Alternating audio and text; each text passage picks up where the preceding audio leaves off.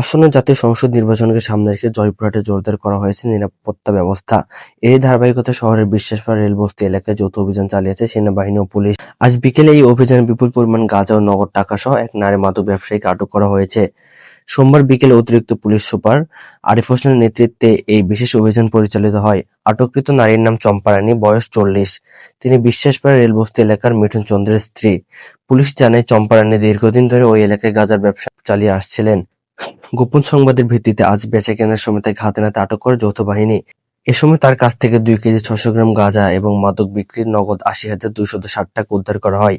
আসন্ন জাতীয় নির্বাচনকে সামনে রেখে সারা দেশের ন্যায় আমাদের জয়পুরহাট জেলা পুলিশ এবং সেনাবাহিনীর সাথে যৌথভাবে আমরা সন্ত্রাস বিরোধী এবং যাদের কাছে অবৈধ অস্ত্র আছে, রাষ্ট্রবিরোধী কার্যকলাপে লিপ্ত, পাশাপাশি মাদকের সাথে যারা জড়িত তাদের বিরুদ্ধে আমাদের এই অভিযান পরিচালিত হচ্ছে এবং এটা অব্যাহত থাকবে। বিপুল পরিমাণ গাঁজা এবং কিছু চোলাই মদ এবং গাঁজা বিক্রয় লব্ধ কিছু টাকা আমরা জব্দ করেছি। একজন গ্রেপ্তার আছে, নিয়মিত মামলা রুজু হবে।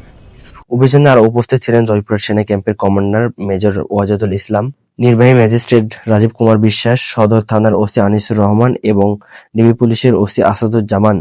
প্রশাসন জানিয়েছে, নির্বাচনকে ঘিরে আইন শৃঙ্খলা রক্ষা ও মাদক নির্মূলে এমন যৌথ অভিযান অব্যাহত থাকবে।